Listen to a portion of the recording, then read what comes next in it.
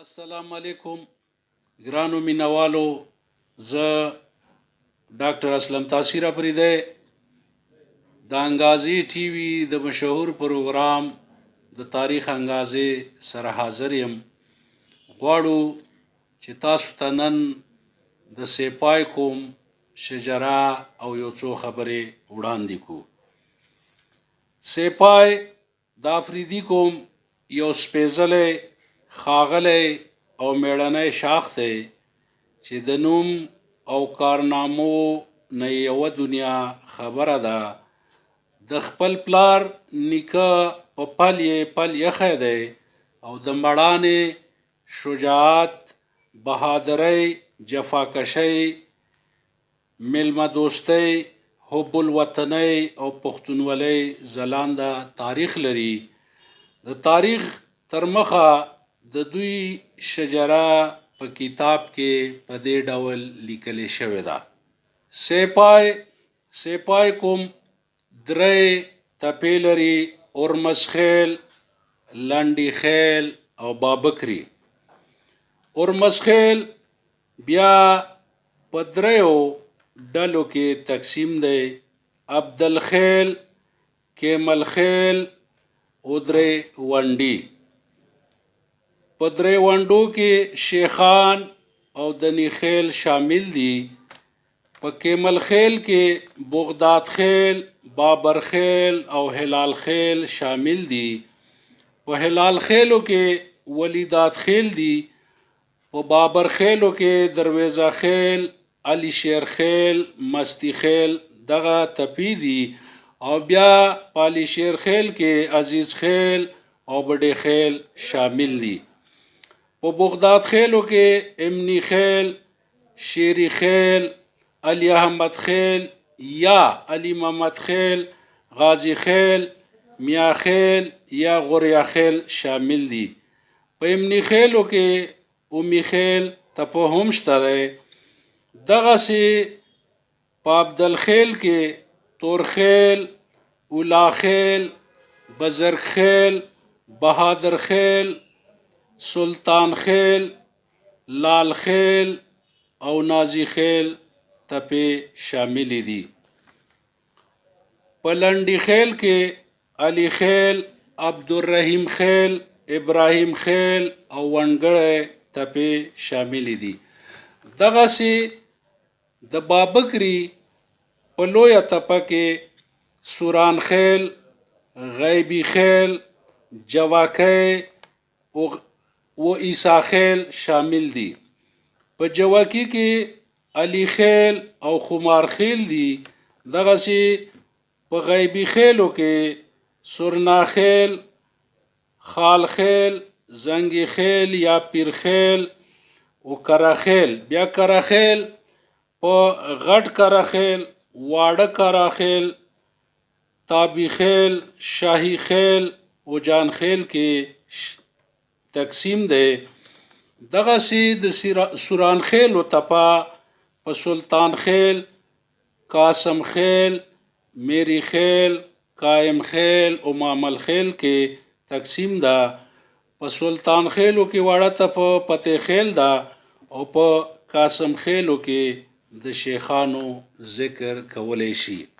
سپای کوم په سنډاپل، باړه، د ترخو د کچ نه تر درې لګډي پورې، په کجورۍ کې د مماړې نه تر عالمګودر پورې، په 13 میله اوږده او 10 میله پلنه سیمه کې استوګنه لري. دغسې ځینې سپای د صلیبي کنډو او سسوبي کنډو سره نږدې د افغانستان او پاکستان په پوله پراته دي.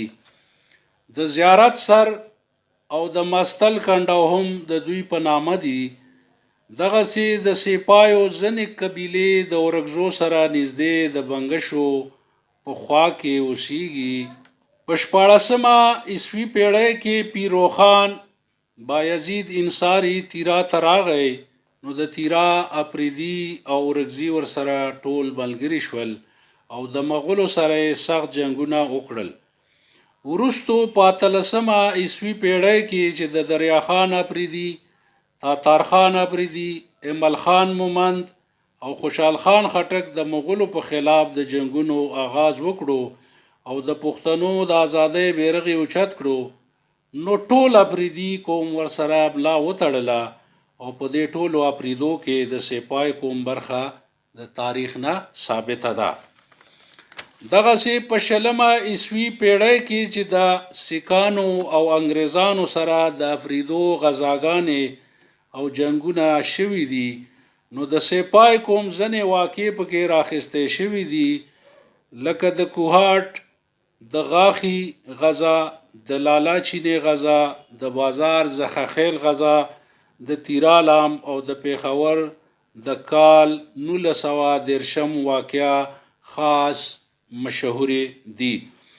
وایي چې د کال 1850 عیسوي نه تر کال 1853 پورې کله چې د دمخیلو افریدو او انګریزانو په منځ کې د غاخي په سر غزا شروع شوه، نو انګریزانو بنګش او د هغوی په ډله کې سپای د ځان سره ملګري کړل او د دمخیلو په خلاف ودرېدل.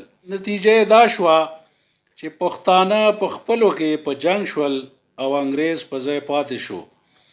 آخر دا چې د کوهاټ ډیپټي کمشنر مسټر کوک سره معاهده وشوه، خو کاخیل پرې راضي نه و، نو د انګریزانو خلاف یې د جګړې اعلان وکړو چې وروستو د کاخیلو د غزا په نوم مبارزه شروع شوه.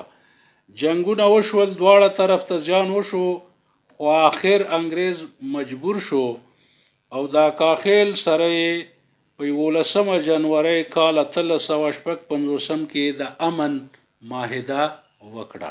دغسې په کال 1858 کې انګریزانو په کجوري حمله وکړه. جنرال چیمبرلین او جنرال وایټ فوجونه د افریدو په سیمه ورګډ کړل. سپای، کمرخیل، کمبرخیل او ملک دین خیل ورته یو شول او تر 1860 کال پورې انګریزي فوجونه زیر و زبر کړل. آخر دا چې په 23 اپریل کال 1860 کې د سپای قوم کمرخیل، کمبرخیل او ملک دین خیل او انګریزانو ترمنځ یوه معاهده وشوه او د جنگونو سلسله تر سهده ختمه شوه. وروستو په کال 1888 کې د تیرا غزا ده چې د تیرا افریدي په میدان کې انګریزانو ته سخت شکست ورکړو او د 50,000 نه زیات فوج یې ورله تس نس کړو. په دې جنگ کې زخخیل، اکاخیل، ملک دین خیل او سپای سره د نورو افریدو خپله مړانه ښکاره کړه. په دې جنگ کې چمګني هم د انګریز په خلاف جنګېدلی وو او همدغسې مړانه یې ښکاره کړې وه. په کال 1913 کې د کچورۍ او پیښور په لمنو کې چې د انګریز سره کوم جنگونه شوي دي، دغې قومونو پکې خپله مړانه ښکاره کړې ده. آخر دا چې انګریز په دې مجبور کړو چې په 3 اکتوبر کال 1913 کې د افریدو سره معاهده وکړه او کجوري او میدان یې د افریدو د ملکیت حق وګڼلو. د سپایو شخصیتونه، سپینروبي او مشران دغسې نومونه په تاریخ کې ژوندي پاتې دي، لکه ښاغلی نیازمیر، ښاغلی میر اکبر، ښاغلی ملک شیرخان، ښاغلی شیرمست، ښاغلی صورت عرفي صورتی، ښاغلی خان زمان، ښاغلی جمعه خان، ښاغلی جمروز، ښاغلی ارباب خان، ښاغلی سالم احمد خان، ښاغلی شیرجان، ښاغلی نیاز کریم، ښاغلی ارم، ښاغلی ګل محمد، ښاغلی توری، ښاغلی مولا فردوس، ښاغلی یارجان، ملک میر اکبر خان، ملک ګلاب میر، ښاغلی بنات خان، ملک احمد شاه، ملک احمد گل، ښاغلی نیاز محمد، ملک شاه مراد، ملک شیر محمد، ملک امیر شاه، ښاغلی قادر شاه، ښاغلی فیضو، ښاغلی میر، ملک عبدالله، ملک صاحب گل، ښاغلی ارباب جمعه، ملک گل سلیم، ملک محمد اکبر خان چیف آف سپاه، ملک علی اکبر خان چیف آف سپاه، سید کشمیر شاه، نور اصغر. دغسې په تاریخ کې یو نوم د عالم خان سپاه افریدي دی چې یو ښه شاعر تیر شوی دی. د کلام یوه نمونه په دې ډول ده: په تیرا باندې حساب د باران نشته، هسې رنګ حساب زما د یاران نشته، او شفقت لکه هاشم زما په باب کا، تر د څوک را باندې زیات مهربان نشته، او په مورچه باندې د تورې کلندر دی، ګریختن یې په یقین او ګمان نشته، او په میدان د شیر په سیر حمله کا، او هیڅ پروا یې په ټوپک او په کمان نشته. او لروبر که چرته ګرځم سبب دا دی چې زمین مې د تیرا په میدان نشته، او په باړه کې مې سشته شکر گزار یم که غایب زما پرې نشي ګمان نشته. و احمد شاه غوندې بادشاه فلک جا ناست دی چې ثاني په خپل دور سلطان نشته. او د عالم سپای دیوان ځکه ظاهر شو چې مومند عبدالرحمن عزیز خان نشته. ګرانو مینوالو، دا وه د سپای کوم یوه لنډه پیژندګلي. مونږ بیا تاسو ته خواست کوو چې که زمونږ نه څه سهوه شوي وي نو تاسو زمونږ رهنمایي کولی شئ. دغه پروګرامونه مونږ په نیکنیتۍ پیش کوو ځکه ستاسو نه دا طلب لرو چې زمونږ اصلاح وکړئ.